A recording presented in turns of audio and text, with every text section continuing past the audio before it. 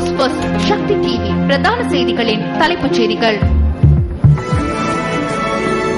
வணக்கம். பிரதான செய்திகளின் தலைப்புச் செய்திகள். பேருவளை சம்பவம் குறித்து அமைச்சர் ராஜித சேனாரத்ன மன்னிப்பு கோரியுள்ளார். හදපු වීදුරු වාදනයේ කාලකණ්ණි ටිකක් ඇවිල්ලා විමදාලා කුඩු බලද තමුන්නාන්සලාට වෙච්ච දේ ගැන මම සමාව ඉල්ලනවා. வடக்கு கிழக்கு பிரதேசங்களில் ராணுவம் இருக்கும் வரை அங்கு பொருளாதார அபிவிருத்தி ஏற்படாது. வடமாகாண விவசாய அமைச்சர் தெரிவிப்பு. எங்களுடைய பல்வேறு பணிகள் இதையெல்லாம் சேர்ந்து ஆக்கிரமிப்புகள் இருக்கும் வரைக்கும் எங்களுடைய பொருளாதாரம் உயர்வடைய போறதில்லை. தடுத்து வைக்கப்பட்டிருந்த ரஜரட்ட பல்கலைக்கழக உபவேந்தர் விடுவிப்பு. பல்கலைக்கழகம் காலவரையின்றி மூடப்பட்டுள்ளது. எரிபொருள் மானியத்தை கோரி மீனவர்கள் ஆர்ப்பாட்டத்தில்.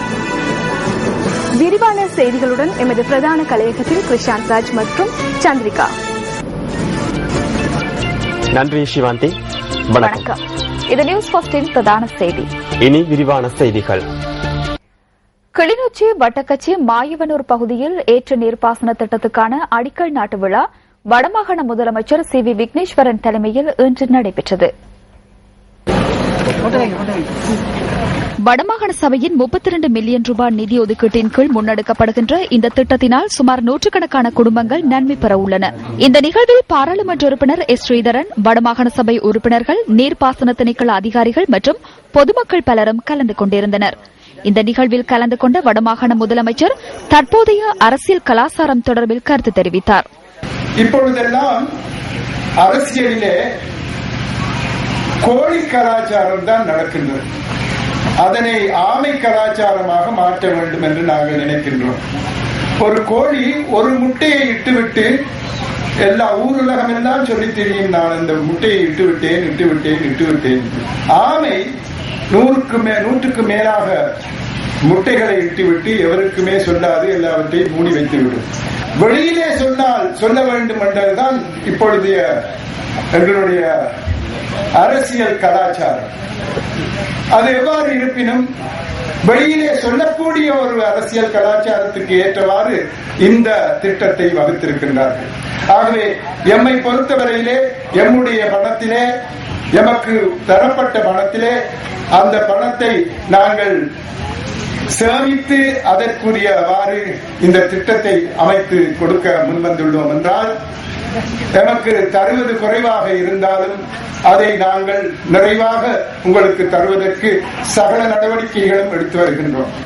இந்த நிகழ்வில் கலந்து கொண்ட பாராளுமன்ற உறுப்பினர் எஸ் ஸ்ரீதரன் இந்திய வீடமைப்பு திட்டம் தொடர்பில் கருத்து தெரிவித்தார். நாங்கள் 2010ஆம் ஆண்டில் தமிழ் தேசிய கூட்டமைப்பு தெரிவு செய்யப்பட்ட பின்னர் வன்னியிலே மக்களுடைய அவலங்களையும் இடப்பெயர்களையும் பார்வையிடுவதற்காக சமதனையா தலைமையில் ஒரு வன்னி பயணத்தை நாங்கள் மேற்கொண்டிருந்தோம். அந்த வன்னி பயணத்திலே கண்ட மக்களுடைய அவலங்களையும் இழப்புகளையும் மையப்படுத்தி நாங்கள் இந்தியாவுக்கு கொடுத்த ஒரு அறிக்கையின் பிரகாரம் 50,000 வீடுகளை இந்தியா வழங்கியது. தமிழ் தேசிய கூட்டமைப்பினுடைய அந்த கோரிக்கைக்கு அமைவாகத்தான் இந்தியா அந்த வீடு திட்டங்களை வழங்கியிருந்தது. இன்று பலர் உரிமை கொண்டாடுகிறார்கள், ஆனால் பலர் தாங்கள் தான் வீடு கொண்டு வந்ததாக காட்டுகிறார்கள். அந்த வீடு தங்களால் வழங்கப்படுவதாக கூட உரிமை கொண்டாடுகிறார்கள்.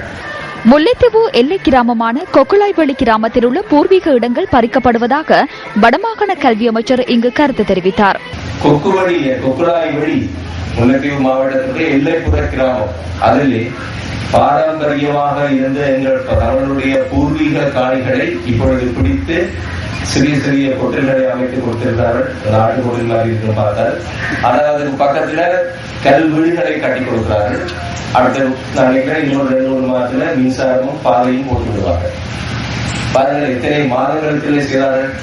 என்னுடைய மக்களுக்கு 30 ஆண்டுகள் நாங்கள் காத்திருக்க வேண்டியிருக்கிறது. இவ்வாறான ஒரு திட்டத்தை வழங்கி வாழ்வாதாரத்தை வழங்குவதற்கு 3 வருடமும் இல்லை. தமிழருடைய பூர்வீக காணிகளை எல்லாம் பிடித்து வீடுகளை அமைக்கிறார்கள். இதுதான் இந்த நாட்டிலே நடக்கின்ற பெரிய ஒரு பிரச்சனைக்குரிய ஒரு விடயமாக இருக்கிறது. அதற்காகவே நாங்கள் எல்லோருமே குரல் கொடுக்கின்றோம், நாங்கள் சத்தம் கொடுக்கிறோம். இதேவேளை ராணுவ ஆக்கிரமிப்பின் கீழ் வடக்கு கிழக்கு பிரதேசங்கள் இருக்கும் வரை அங்கு பொருளாதாரம் அபிவிருத்தி ஏற்படாது என வடமாகாண விவசாய அமைச்சர் தெரிவித்துள்ளார். இதேவேளை ராணுவ ஆக்கிரமிப்பின் கீழ் வடக்கு கிழக்கு பிரதேசங்கள் இருக்கும் வரை அங்கு பொருளாதார அபிவிருத்தி ஏற்படாது என வடமாகாண விவசாய அமைச்சர் தெரிவித்துள்ளார். இலங்கையில் ஆக கூடுதலான வறுமையில் வாடுகின்ற மக்கள் இருக்கின்ற மாகாணம் பதுளையை தலைநகரமாக கொண்ட ஊவா மாகாணம் முதலாவதாகவும், இரண்டாவதாக எங்களுடைய கிழக்கு மாகாணமும், மூன்றாவதாக வடக்கு மாகாணமும் அவர்களுடைய கணிப்பீட்டில் தெரிய வந்துள்ளது. நாடொன்றுக்கு 100 ரூபாய் சம்பாதிக்க முடியாத அளவுக்கு வடக்கிலும் கிழக்கிலும் அதிக எண்ணிக்கையானவர்கள் இருக்கின்றார்கள் என்பதுதான் இந்த தரவுகளினுடைய புள்ளி விவரம். ஒருபுறம் வடக்கிலும் கிழக்கிலும் வறுமைப்பட்டவர்களுடைய எண்ணிக்கை அதிகரித்து சென்ற பொழுது, தென்னிலங்கையில் பொருளாதார, அதாவது அவர்களுடைய வறுமை கோட்டுக்கு மேலுள்ளவர்களுடைய எண்ணிக்கை அதிகரித்து சென்றுள்ளது. மிக அருகாமையில் இருக்கக்கூடிய வட்டக்கட்சி பண்ணை எங்களது திணைக்களத்துக்கு சொந்தமானது. ஆனா அந்த பண்ணையே உங்களுடைய தொழிலுக்கான களமாக பயன்படுத்திய இந்த கிராமத்து மக்கள் இன்று தொழில் வாய்ப்பிழந்து போவதற்கு காரணம் அந்த பண்ணை படையினரினுடைய ஆக்கிரமிப்புக்குள் இருப்பதுதான் காரணம். இது ஒன்று அல்ல, எங்களுடைய பல்வேறு பண்ணைகள் நீர்ப்பாசன திணைக்களத்துக்கு சொந்தமானது, விவசாய திணைக்களத்துக்கு சொந்தமானது, எங்களுடைய பொதுமக்களுக்குரிய விவசாய நிலங்கள், இது எல்லாம் சேர்ந்து ஆக்கிரமிப்புக்குள் இருக்கும் வரைக்கும் எங்களுடைய பொருளாதாரம் உயர்வடைய போறதில்லை. மாணவர்களால் 24 மணித்தியாலம் தடுத்து வைக்கப்பட்டிருந்த ரஜரட்ட பல்கலைக்கழகத்தின் உபவேந்தர் மற்றும் விரிவுரையாளர்கள் இன்று விடுவிக்கப்பட்டனர். மாணவர்களின் 6 கோரிக்கைகளுக்கு உபவேந்தர் பேராசிரியர் ரஞ்சித் விஜயவர்தன எழுத்து மூலமாக அறிவித்ததன் பின்னரே இவ்வாறு விடுவிக்கப்பட்டனர். ரஜரட்ட பல்கலைக்கழகத்தின் 11 மாணவர்களுக்கு விதிக்கப்பட்ட வகுப்பு தடையை நீக்குமாறு வலியுறுத்தி உபவேந்தர் உட்பட 10 விரிவுரையாளர்களை நிர்வாக கட்டிட தொகுதியில் மாணவ சங்கத்தினர் நேற்று முதல் தடுத்து வைத்திருந்தனர். 7 மாதங்களுக்கு முன்னர் ஒலிபெருக்கி இயந்திரம் ஒன்றை பயன்படுத்தி பல்கலைக்கழக நடவடிக்கைகளுக்கு இடையூறு விளைவித்தமைக்கு எதிராக முன்னெடுக்கப்பட்ட விசாரணைகளின் பின்னர் 27 மாணவர்களுக்கு வகுப்பு தடை விதிக்கப்பட்டது. மன்னிப்பு கோரல், தடை விதிக்கப்பட்ட கால எல்லை நிறைவடைந்தமை போன்ற விடயங்களை மையப்படுத்தி 16 மாணவர்களுக்கு விதிக்கப்பட்டிருந்த வகுப்பு தடை நீக்கப்பட்டது. உபவேந்தர் மற்றும் விரிவுரையாளர்களை தடுத்து வைத்தமையினால் போலீசார் மற்றும் கழக தடுப்பு பிரிவினர் நேற்று முதல் பல்கலைக்கழக வளாகத்திற்கு அழைக்கப்பட்டிருந்தனர். பல்கலைக்கழகத்தை கால வரையறையின்றி மூடுவதுடன் மாணவர்கள் உடனடியாக வெளியேற வேண்டும் என உபவேந்தர் இன்று அறிவித்தார். எனினும் மாணவர்கள் தொடர்ந்தும் தமது பிரச்சினைக்கான தீர்வை வலியுறுத்தி பல்கலைக்கழகத்தில் தங்கியிருந்தனர். இதன்போது மாணவர் சங்கம் 7 கோரிக்கைகளை எழுத்து மூலமாக முன்வைத்து அது குறித்து கலந்துரையாடலை முன்னெடுத்தனர். பல்கலைக்கழகத்தை உடனடியாக திறக்க வேண்டும் என்ற கோரிக்கையை தவிர ஏனைய 6 கோரிக்கைகளுக்கும் உபவேந்தர் எழுத்து மூலமாக இணக்கப்பாட்டை தெரிவித்தார். பின்னர் ரஜரட்ட பல்கலைக்கழகத்தின் மாணவர் சங்கம் உபவேந்தர் மற்றும் விரிவுரையாளர்களை விடுவித்ததுடன் பல்கலைக்கழக வளாகத்தில் இருந்து போலீசாரும் வெளியேறினர்.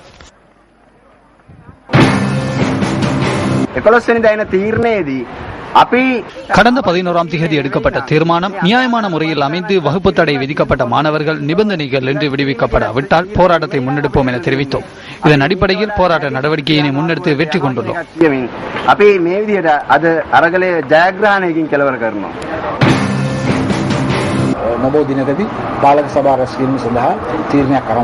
விரைவில் நிர்வாக சபை ஒன்று கூட தீர்மானித்துள்ளது. அவர்களுக்கும் இது தொடர்பில் அறிவித்துள்ளோம். விதிக்கப்பட்டுள்ள வகுப்பு தடை தொடர்பில் நிர்வாக சபையுடன் கலந்துரையாட உள்ளோம். பல்கலைக்கழகம் தற்போது மூடப்பட்டுள்ளது. இது தொடர்பில் மாணவர்களுக்கும் அறிவித்துள்ளோம். இதுகுறித்து பல்கலைக்கழக விரிவுரையாளர்கள் ஒன்று கூடி பல்கலைக்கழகத்தின் நடவடிக்கைகள் தொடர்பில் தீர்மானிக்க உள்ளனர். விரிவுரையாளர்கள் மன உளைச்சலுக்கு மத்தியிலே உள்ளனர்.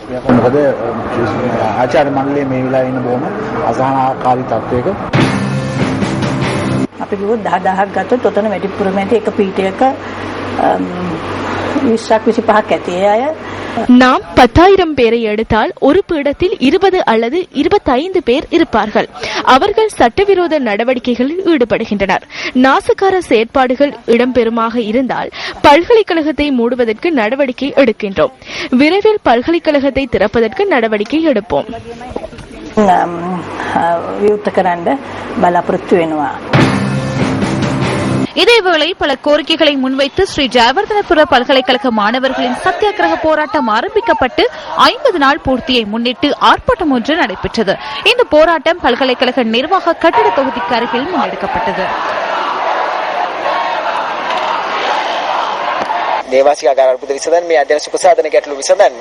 விடுதி மற்றும் கல்வி நலன்புரி விடயங்கள் சார்ந்த பிரச்சனைகளை தீர்க்குமாறு வலியுறுத்துகின்றோம். அலகியட் கலைக்கு போதுமான சுதந்திரம் வழங்குமாறு கேட்டுக்கொண்டோம். அது நிறைவேற்றப்படாவிட்டால் தொடர்ந்தும் போராட்டத்தை முன்னெடுப்போம்.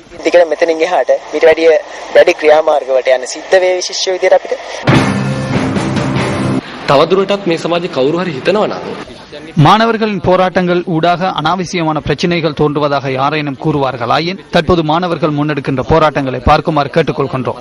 அசாதாரண நிலையில் வகுப்பு தடை விதிக்கப்பட்ட மாணவர்களுக்கு கல்விக்கான உரிமை வழங்கப்படுமாயின் இந்த பிரச்சினை முடிவடைந்துவிடும். கல்வியை விற்பனை செய்கின்ற நிலையில் அதற்கு எதிராக போராடும் மாணவர்களை அடக்கும் நடவடிக்கையினை இந்த பல்கலைக்கழக நிர்வாகங்கள் முன்னெடுக்கின்றன. වත්මන් විශ්වවිද්‍යාල පරිපාලනය සියලුම විශ්වවිද්‍යාල අඩු වැඩි වශයෙන් කරන කටයුතු කරන ආකාරය තමයි මේක. புத்தளம் மீனவர்களால் இன்று ஆர்ப்பாட்டம் ஒன்று முன்னெடுக்கப்பட்டது. புத்தளம் நுரைச்சோலை அனல் மின் நிலையத்திலிருந்து புத்தளம் கடலேரியூடாக மின்சாரம் கொண்டு செல்வதற்காக மின்கம்பங்கள் அமைக்கப்படுவதற்கு எதிர்ப்பு தெரிவித்து இந்த ஆர்ப்பாட்டம் இடம்பெற்றது. இன்று ஜும்மா தொழுகையை அடுத்து புத்தளம் இப்னு பதூதா வீதியில் ஆரம்பிக்கப்பட்ட ஆர்ப்பாட்டம் புத்தளம் நகர் வரை சென்றது. புத்தளம் கடலேரியின் ஊடாக அன்றாதபுரத்துக்கு மின்சாரம் கொண்டு செல்வதற்காக அதிவேலு மின்சாரத்துக்கான மின்கம்பங்கள் அமைக்கப்படுவதற்கு மீனவர்கள் தமது எதிர்ப்பு வெளியிட்டனர். இந்த புத்தளம் கடலேரியை ஊடறுத்து நட்டப்படுகின்ற அந்த மின்சார கம்பங்கள் இங்கிருந்து அகற்றப்பட வேண்டும். அவ்வாறு நட்டப்படுகின்ற போது இவர்களுடைய தொழிலுக்கு பாதிப்பு ஏற்படுகிறது என்பதை வலியுறுத்தி உடனடியாக இந்த மின்கம்பம் அடிப்பதை நிறுத்த வேண்டும் என்று இந்த மீனவர்கள் புத்தளம் மீனவர்கள் தொடர்ந்தும் இதற்கு எதிராக போராடி வருகின்றார்கள். எங்களுக்கு இந்த அனல் மின்சாரத்தில் எதிராக கடலுக்கு வர கம்பம் தான் விரது இருக்குது. அதில் தான் எங்களுக்கு பிரச்சனை இருக்குது. நாங்க மாற்று வழி நிறைய இருக்குது. இந்த மாற்று வழியை தான் நாங்கள் விரும்புகிறோம். 100க்கும் மேற்பட்ட மீனவர்கள் இந்த ஆர்ப்பாட்ட பேரணியில் கலந்து கொண்டதாக எமது பிராந்திய செய்தியாளர் தெரிவித்தார். இதேவேளை நாட்டின் பல்வேறு பகுதிகளிலும் உள்ள மீனவ சமூகத்தினர் கடற்றொழிலில் பல்வேறு பிரச்சினைகளை எதிர்நோக்குகின்றமை குறித்து இன்று கவனத்திற்கு கொண்டு வந்தனர்.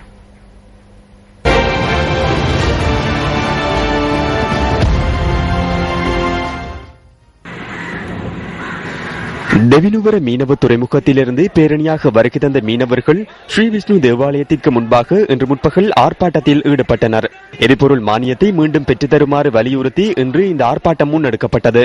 இந்த ஆர்ப்பாட்டம் காரணமாக தங்காலை மாத்தறை பிரதான வீதியின் போக்குவரத்து சுமார் 30 நிமிடங்கள் பாதிக்கப்பட்டிருந்ததாக எமது செய்தியாளர் தெரிவித்தார். ஆர்ப்பாட்டத்துக்கு ஒத்துழைப்புகளை வழங்கும் வகையில் தெவினுவர பகுதியில் உள்ள பல வர்த்தக நிலையங்கள் மூடப்பட்டிருந்தன. இந்த அரசாங்கத்தினால் நமக்கு விதமான நிவாரண உதவிகளும் கிடைக்கவில்லை. எமது விலைகள் அனைத்தின் விலைகளும் அதிகரிக்கப்பட்டுள்ளன. படகு தொழிலுக்கு செல்ல முடியாத நிலைமை காணப்படுகின்றது. முன்னர் பெரிய வகையிலான 10 மீன்கள் கொண்டு வந்தால் எமக்கு போதுமானதாக இருக்கும். எனினும் தற்போது வாழ முடியாத நிலைமை காணப்படுகின்றது. நீர்கொழும்பு மீனவர்களுக்கு அன்று போலி வாக்குறுதிகள் வழங்கப்பட்டன. அந்த உறுதிமொழிகளை கண்டு நாங்கள் ஏமாறப் போவதில்லை. அரசாங்கத்தினால் வழங்கப்படுகின்ற நிதியுதவிகளை நாங்கள் பெற்றுக் கொள்ளப் போவதில்லை.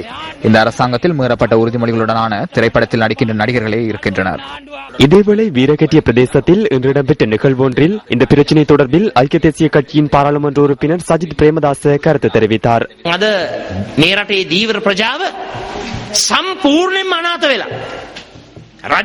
மீனவர்கள் இன்று ஆதரவற்ற நிலையில் உள்ளனர். தரையிலிருந்து மீன் பிடிப்பதாகவே அரசாங்கம் நினைக்கின்றது. மோசடியான வேலை திட்டங்களுக்கு கூடுதலாக நிதி ஒதுக்கப்படுகின்றது. வரலாற்று சிறப்புமிக்க தலதா மாளிகைக்கு முன்பாக 2 நாட்கள் கார்பந்தயத்தை முன்னெடுக்க முடியும். பிரபுக்களின் பிள்ளைகளுக்காக கார்பந்தய களியாட்டங்களை முன்னெடுக்க முடியும். இவற்றை மேலும் உற்சாகப்படுத்த வெளிநாடுகளிலிருந்து அழகிகளை அழைத்து வர நிதி உள்ளது. ஆனால் மீனவர்களின் எரிபொருள் மானியத்தை வழங்க அரசாங்கத்துக்கு பணம் இல்லை. ஏன் இது குறித்து கவனத்திற்கொள்வதில்லை?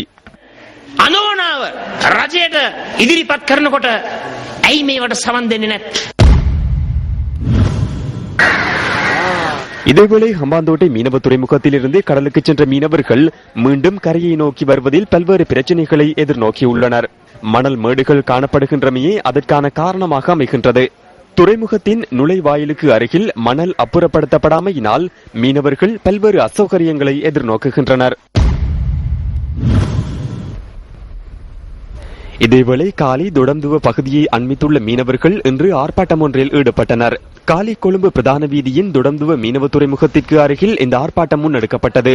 இந்த பகுதியைச் சேர்ந்த மீனவர் ஒருவர் வேறொரு துறைமுகத்திலிருந்து கடலுக்கு சென்று அவரது படகு கவிழ்ந்துள்ளமைக்கு எதிர்ப்பு தெரிவிக்கும் வகையிலேயே இந்த ஆர்ப்பாட்டம் முன்னெடுக்கப்பட்டது. இந்த படகில் 9 மீனவர்கள் பயணித்த அதேவேளை அவர்களில் 8 பேர் காப்பாற்றப்பட்டுள்ளனர். இதேவேளை வெள்ளவத்தை கடற்பரப்பில் மீன்பிடி படகொன்று கவிழ்ந்ததில் ஒருவர் காணாமல் போயுள்ளார். இந்த விபத்து நேற்றிரவு 10:40 மணியளவில் இடம்பெற்றுள்ளதாக போலீசார் குறிப்பிடுகின்றனர். வெள்ளவத்தை கரையோர பகுதியிலிருந்து சுமார் 1 கிலோமீட்டர் தொலைவில் இந்த படகு கவிழ்ந்துள்ளதாக போலீசார் தெரிவித்தனர். காணாமற் போன நபர் வெள்ளவத்தை பகுதியைச் சேர்ந்த 40 வயதான ஒருவர் என தெரிவிக்கப்படுகின்றது. படகிலிருந்து மற்ற இருவரும் காப்பாற்றப்பட்டுள்ளனர்.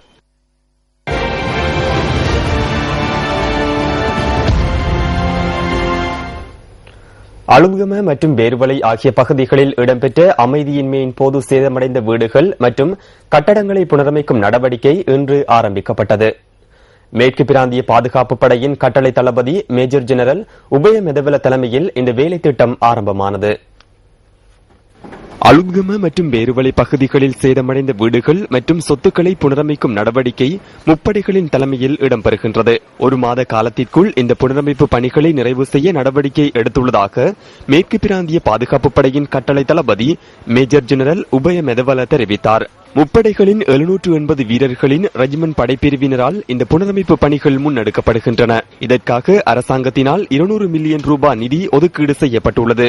படைப்பிரிவில் உள்ள பொறியியலாளர்களின் மேற்பார்வையின் கீழ் இந்த புனரமைப்பு பணிகள் இடம்பெறுவதாக மேற்கு பாதுகாப்பு படையின் கட்டளை தளபதி தெரிவித்தார்.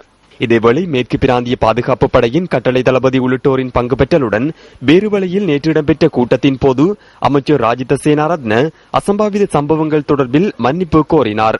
තමුන්නාසලා වෙච්ච දේ ගැන අපි වරින් වර අපි நீங்கள் எதிர்நோக்கிய சம்பவம் தொடர்பில் நாம் கவலையடைகின்றோம். இதயபூர்வமாக நாம் கவலையடைகின்றோம். இந்த தொகுதியை நான் சிறப்பாக வைத்திருந்தவன் என்ற வகையில் இது தொடர்பில் எனக்கே அதிக கவலை உள்ளது. மிகவும் அழகான கண்ணாடியிலான ஒரு பொருளை நான் அமைத்தேன். எனினும் பின்னர் சில சதிகாரர்கள் அதனை கீழேயிட்டு உடைத்து விட்டனர். தற்போது நான் மீண்டும் அதனை ஆரம்பத்திலிருந்து செய்ய வேண்டும். இந்த பகுதியின் மக்கள் பிரதிநிதி என்ற வகையில், மக்கள் சேவகன் என்ற வகையிலும் உங்களுக்கு இடம்பெற்ற விடயங்களுக்காக நான் மன்னிப்பு கோருகின்றேன்.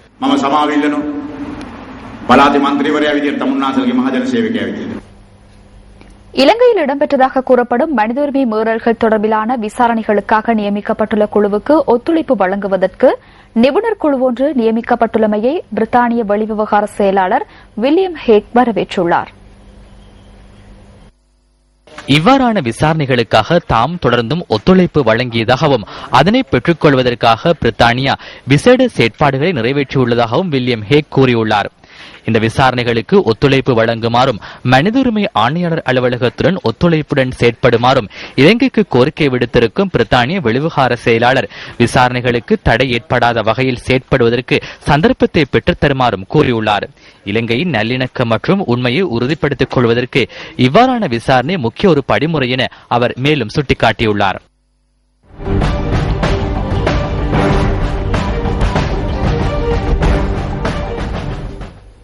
உத்தியோகபூர்வ விஜயம் ஒன்றை மேற்கொண்டு ஜனாதிபதி மஹிந்த ராஜபக்ச இன்று ஷீசெல்ஸுக்கு பயணமானார். மாலைத்தீவுக்கான 2 நாள் உத்தியோகபூர்வ விஜயத்தை நிறைவு செய்து கொண்ட பின்னரே ஜனாதிபதி ஷீசெல்ஸுக்கு சென்றுள்ளார். இப்ராஹிம் நசீர் சர்வதேச விமான நிலையத்தை நேற்று முன்தினம் சென்றடைந்த ஜனாதிபதி மஹிந்த ராஜபக்சவை மாலைத்தீவின் ஜனாதிபதி அப்துல்லா யமீன் அப்துல் கையூம் வரவேற்றார். மாலைத்தீவு ஜனாதிபதியுடன் இருதரப்பு பேச்சுவார்த்தையில் ஈடுபட்ட ஜனாதிபதி இரு நாடுகளுக்கு இடையிலான உறவுகளை வலுப்படுத்துவது தொடர்பான விடயங்களை குறித்து கலந்துரையாடி தீர்மானங்கள் எட்டப்பட்டுள்ளதாக ஜனாதிபதியின் சர்வதேச ஊடகப் பிரிவு தெரிவித்துள்ளது. இந்த கலந்துரையாடலின் பின்னர் இருதரப்பு ஒத்துழைப்புகளுக்கான 3 ஒப்பந்தங்களும் கைச்சாத்திடப்பட்டன. குறும்பா தீவுகளுக்கு நேற்று சென்ற ஜனாதிபதி மஹிந்த ராஜபக்ச மாலைத்தீவின் வெளிவிவகார அமைச்சர் துன்யா மவுமூனை சந்தித்துள்ளார். மாலைத்தீவின் பாதுகாப்பு சேவைகளின் அபிவிருத்திக்காக தேவையான பயிற்சிகளை பெற்றுக்கொள்ள ஒத்துழைக்குமாறு மாலைத்தீவின் பாதுகாப்பு அமைச்சர் கர்னல் முகமது நசீம் ஜனாதிபதி மஹிந்த ராஜபக்சவிடம் வேண்டுகோள் விடுத்துள்ளார். மாலைத்தீவுக்கான விஜயத்தை நிறைவு செய்து கொண்டு ஜனாதிபதி சீஷெல்ஸுக்கு சென்றுள்ளதுடன் அந்நாட்டு ஜனாதிபதி ஜேம்ஸ் மிஷேல் உள்ளிட்ட பலரையும் சந்திக்க உள்ளார். சூழ்ச்சிக்காரர்கள் மற்றும் கட்சியை வீழ்ச்சியடைய செய்தவர்கள் கட்சியின் உயர்மட்ட பதவிகளை வகிக்கின்றமையால் செயற்திறன் மிக்க எதிர்க்கட்சியொன்றை கட்டியெழுப்ப முடியாத நிலை ஏற்பட்டுள்ளதாக பெருந்தெருக்கள் மற்றும் துறைமுகங்கள் திட்ட அமைச்சர் ரோஹிதாபே குணவர்தன தெரிவிக்கின்றார். நாட்டில் சிறந்த ஒரு எதிர்க்கட்சியின்மையால் மக்களுக்கும் அரசாங்கத்துக்கும் பெரும் இழப்பு ஏற்படுவதாக அவர் சுட்டிக்காட்டுகின்றார்.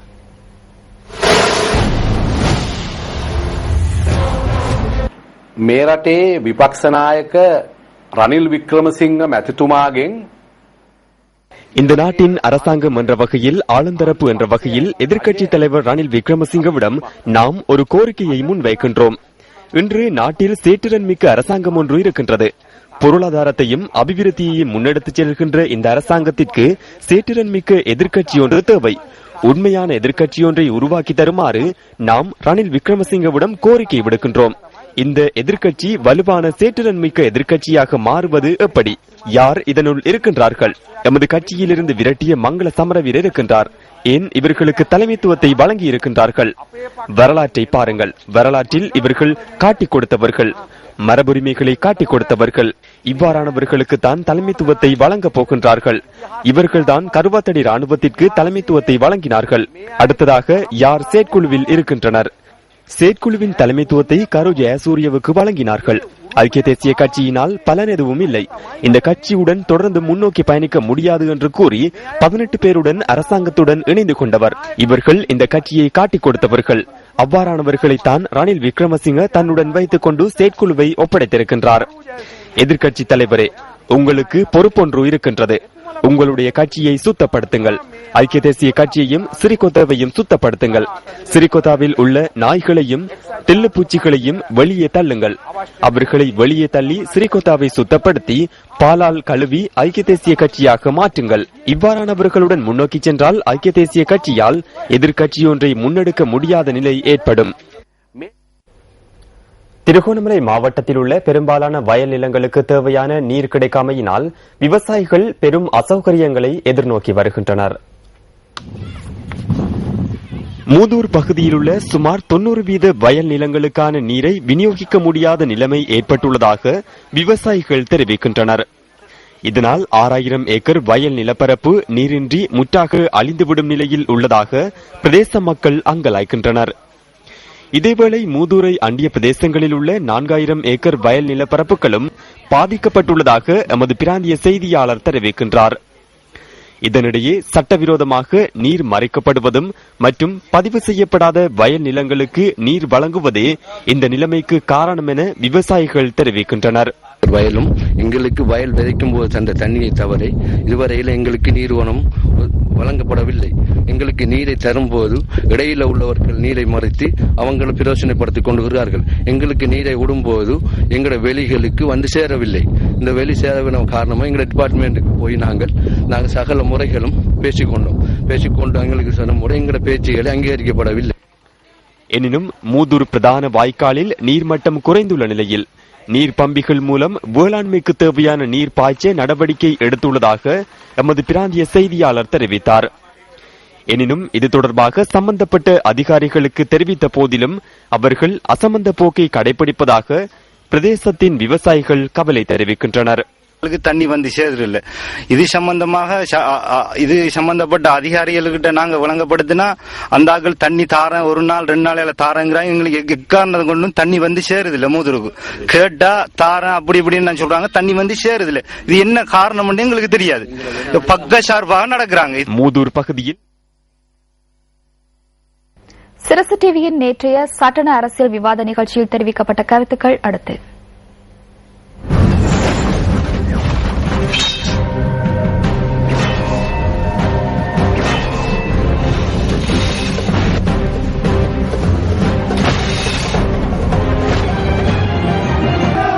இனங்களுக்கிடையில் நல்லெண்ணத்தை ஏற்படுத்திக் கொள்ளும் விதம் எவ்வாறு என்ற தலைப்பின் கீழ் இந்த அரசியல் விவாத நிகழ்ச்சி இடம்பெற்றது. இந்த விவாத நிகழ்ச்சிக்கு அமைச்சர் ரவுப் ஹக்கீம் மற்றும் தொழில் மற்றும் வணிக அமைச்சர் ரிஷாட் பதியுதீன் ஆகியோருக்கு அழைப்பு விடுக்கப்பட்டிருந்த போதிலும் அவர்கள் இந்த விவாத நிகழ்ச்சியில் பங்கேற்கவில்லை. විවෘත ආරාධනයක් කළා ශ්‍රී ලංකා මුස්ලිම් කොංග්‍රසයේ காங்கிரஸ் பக்ஷே நாயக அதிகாரி ஸ்ரீலங்கா முஸ்லிம் காங்கிரசின் தலைவரும் நீதி அமைச்சருமான ரவுப் ஹக்கீமிற்கும் அகில இலங்கை மக்கள் காங்கிரசின் தலைவரும் வர்த்தக முதலீட்டு ஊக்குவிப்பு அமைச்சர் ரிஷாத் பதியுதீனுக்கும் பகிரங்க அழைப்பு விடுத்திருந்தோம். அவர்கள் கலந்து கொள்வார்கள் என நாம் எதிர்பார்க்கின்றோம். වැඩසටහනට සටන සංවාදයට සහභාගී වන්නටයි කියා. අපි බලාපොරොත්තු වෙනවා එතුමන්ලාගේ සහභාගීත්වය. කොහොමුණත් අද එතුමල්ලා அவர்கள் எதிர்கொண்டுள்ள நிலைமையினாலேயே அவர்கள் இன்றைய விவாதத்தில் பங்கேற்கவில்லை என நான் நினைக்கின்றேன். ஒருபுறத்தில் முஸ்லிம் மக்கள் எதிர்நோக்கியுள்ள பிரச்சனைகள் குறித்தும் முன்னின்று செயற்படக்கூடிய தேவையும் இருக்கின்றது. மற்ற புறத்தில் அமைச்சு பதவியை பாதுகாத்துக் கொள்ள முயற்சிக்கின்றார்கள். තමන්ගේ අමාත්‍ය ධූරයන් රැක ගන්නත් උත්සාහ කරනවා.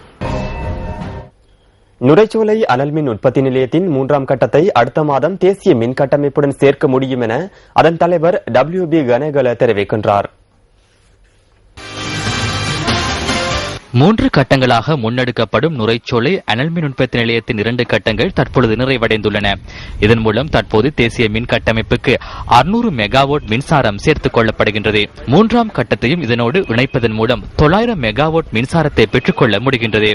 கடந்த சில வாரங்களாக நிலவும் வறட்சி காரணமாக நீர்மின் உற்பத்தி நிலையங்களுக்கு போதுமான நீர் கிடைக்காமையினால் நீர்மின் உற்பத்தி குறைந்த மட்டத்தில் நிலவுவதாக இலங்கை மின்சார சபையின் தலைவர் கூறினார். நீர்மின் உற்பத்தி நிலையங்களில் குறைந்த அளவில் மின்சாரம் உற்பத்தி செய்யப்படுகின்ற பொழுது அந்த தேவையை பூர்த்தி செய்வதற்காக அனல் மின் உற்பத்தி நிலையங்களூடாகவே இலங்கை நடவடிக்கை எடுக்கின்றது. நேற்று வரையான தரவுகளின் பிரகாரம் மொத்த மின் உற்பத்திக்கு நீர்மின் உற்பத்தி நிலையங்கள் 24% பங்களிப்பை வழங்கியுள்ளதுடன் அனல் மின் உற்பத்தி நிலையங்கள் 36% பங்களிப்பை நல்கியுள்ளது. இனி விளையாட்டுச் செய்தி. வடமாகாண கல்வி திணைக்களத்தின் ஏற்பாட்டில் நடைபெற்ற 7வது மாகாண விளையாட்டு விழாவின் இறுதி நாள் நிகழ்வுகள் இன்று யாழ்ப்பாணம் துரையப்பா மைதானத்தில் நடைபெற்றன. யாழ்ப்பாணம், கிளிநொச்சி, முல்லைத்தீவு, வவுனியா, மன்னார் ஆகிய மாவட்டங்களைச் சேர்ந்த 12 கல்வி வலயங்களைச் சேர்ந்த மாணவர்கள் இந்த விளையாட்டு விழாவில் பங்கு பெற்றிருந்தனர். இந்த விளையாட்டு விழாவில் 51 சாதனைகள் மாணவர்களால் நிலைநாட்டப்பட்டிருந்தமை குறிப்பிடத்தக்கது. வடமாகாண விளையாட்டு விழாவில் முதல் 3 இடங்களையும் யாழ் மாவட்டம் பெற்றுக்கொண்டமை குறிப்பிடத்தக்கது.